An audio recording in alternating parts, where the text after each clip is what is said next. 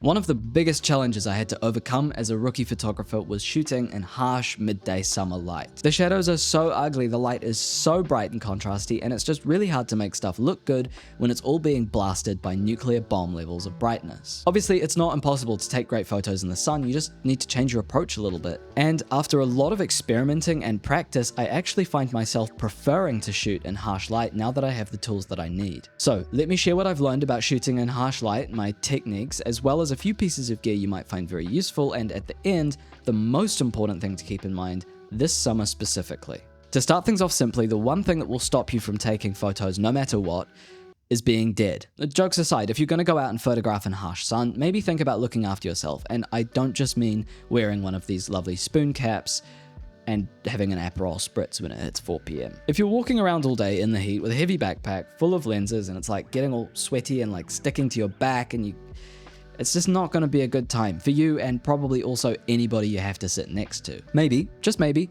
think about a little camera and a little bag. I use this Peak Design sling, I've had it for years, it's awesome. I like to take photos with my girlfriend's Canon G7X. Just try and keep things simple and lightweight can make a really big difference. But okay, fine, how do we deal with the light? Hard light, which is when the sun is smack bang above you and there's basically no clouds, is kind of ugly by default, right? A lot of the time it's just too bright. We end up with ugly shadows under our eyes and chin and stuff. And in a lot of tutorials about dealing with harsh light, the first tip is find shade, which I feel like kind of completely defeats the purpose. Imagine a video called How to Learn How to Drive and the first tip is getting on a bus. Instead of fighting the conditions, I think a really fun and rewarding mindset to have is that light is a creative tool, right? So learning to use the harsh light to work with us instead of against us and to help us to tell the stories we want to tell is a seriously valuable skill. Imagine if you saw the most incredible street scene happening right in front of you, but you didn't get the photo that you could have got because you didn't know how to use hard light to your advantage. So our first weapon against hard lighting,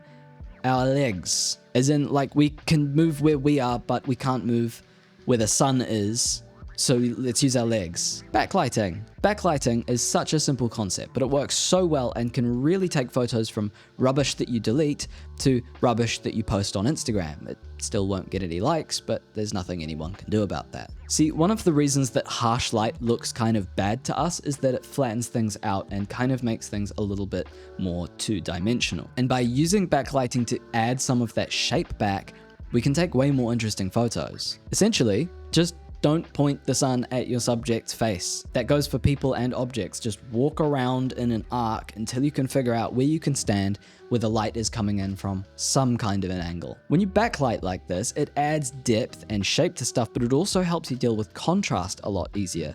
Let your highlights go really bright and then just recover your shadows in post. But okay, I hear you. You're saying, Hunter, there are no shadows. The sun is directly above me because I live in like Arizona or something. Great, here's a trick I stole from Hollywood.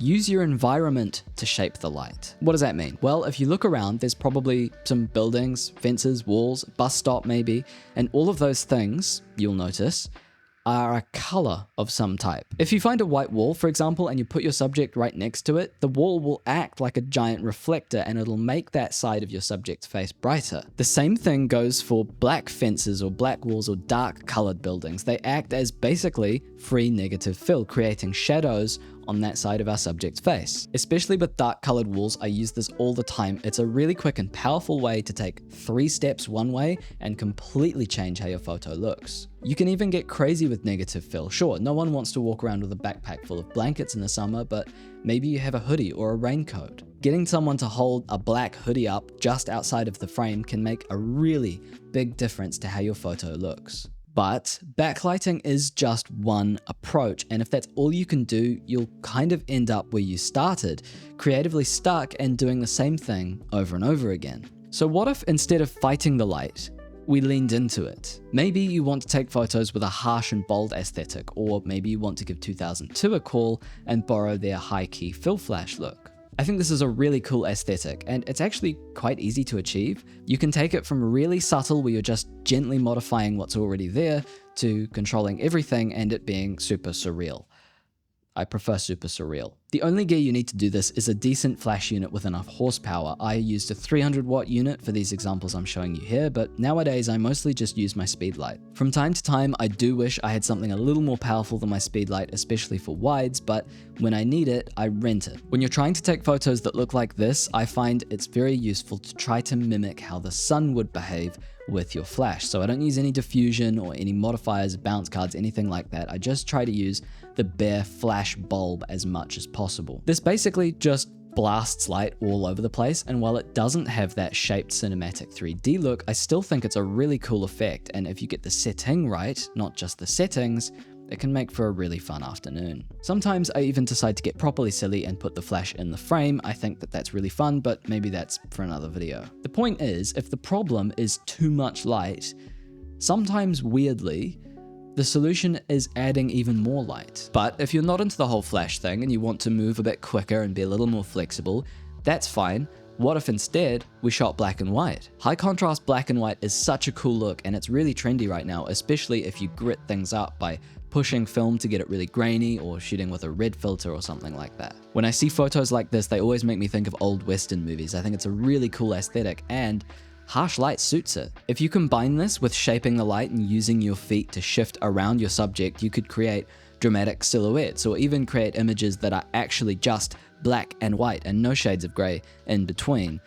Part of what makes this look so cool is that we never ever see the world like that in real life, and so it can be a really eye-catching and intense way to shoot. If you're not into the black and white thing and instead you want to go for more of a high-key pastel kind of look and you want to get a blurry, gooey background, you're going to need an ND filter. I have this Nisi variable one for video, so that's what I tend to grab, but there's absolutely no reason you shouldn't just buy a cheaper single strength one like the one I've linked in the description. Another really good reason to get your hands on that ND filter is slow shutter stuff. You might think I'm crazy for suggesting slow shutter speeds in harsh light, but there's so much opportunity. Especially if you're in a city, you could try and find a spot where there's a slash of light coming between two buildings and use that panning with your subjects. In fact, bright harsh light can be one of the best times to slow things down and create motion blur in the background, especially if it's quite bright and distracting. If you're feeling unsure about what shutter speeds to use, that's okay, because I've teamed up with the sponsor of today's video, Framer, to make you a reference guide. Framer is an awesome tool for making and publishing websites, and I used it to build slowshutterspeeds.com,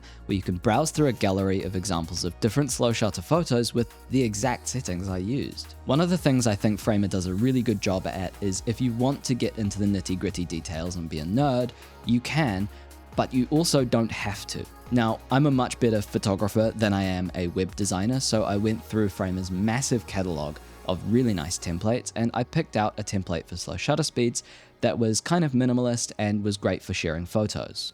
It would be a great option for you if you still don't have a portfolio. Once I'd picked out a template, I went in and customized it a little bit, just fonts and colors, things like that, to make it feel a little bit more me. And then I uploaded all the photos and I typed in what I wanted to say. The whole thing took me maybe an afternoon. But it's not just easy to make stuff, it's also really functional. Framer loads really quickly, it works great on mobile, and whenever I need to go in and change things, it's very seamless. But even cooler than that is if you do want to get into the details, Framer has all of that covered too. It's got really advanced analytics features, it's got A/B testing, and even localization so that you can translate your website and share your ideas all over the planet. I really feel like right now, with everything going on social media, there's never been a more important time to have somewhere on the internet that's yours, that you can share your work, your photos, and your ideas on. Click the link in the video description to sign up to Framer and get 25% off your first 3 months. A big thank you to Framer and to you for supporting what I do. But what if the light is so bright and so harsh and the shadows are so dark that there's no way you can keep everything inside the histogram and something is going to clip? Guess what? I'll tell you a secret. Big Dynamic Range doesn't want you to know this. It's actually not against the law to clip your highlights, or your shadows for that matter. Now, do your own tests with your own gear, but the chances are you can recover way more shadow detail than you think from your digital photos. But if you're really in a pinch, just let your highlights clip. It's okay. Realistically, this all comes back to the one really big mistake that I see photographers of all skill levels making. You need to let the story and the art inform the technical side of photography and not the other way around. If the sky is crazy bright and you need to show what's in the shadows, then just let the sky clip. The exposure police will not arrest you and force you to shoot at f/22 for the rest of the day. Like, if you think about it, if your eyeballs are seeing a scene that's really dark and really bright, then maybe your camera should too?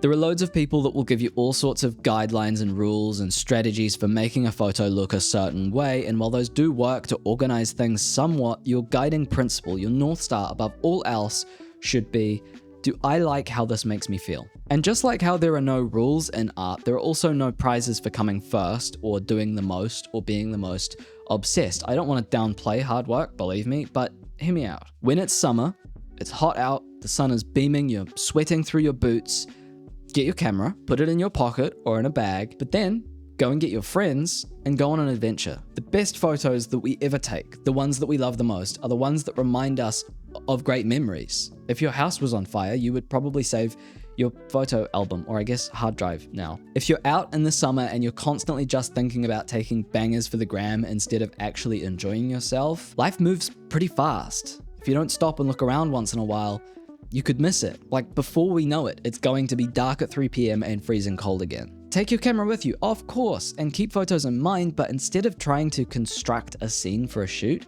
why not just go do something cool and document the process like an artist? I'm not saying you have to go and climb the Alps with your friends, but just do a day trip to a lake. Because believe me, if you're more relaxed and you're having more fun, your photos will get better without you really having to try and do anything different. But if you're in the southern hemisphere, or you're watching this at the wrong time of year, or you just want to be prepared just in case, you should probably also know how to take great photos in awful, rainy, miserable grey weather too. And for that, you can watch this video next. But what's the most important thing you need to remember when photographing in harsh summer light? Stay hydrated and create art.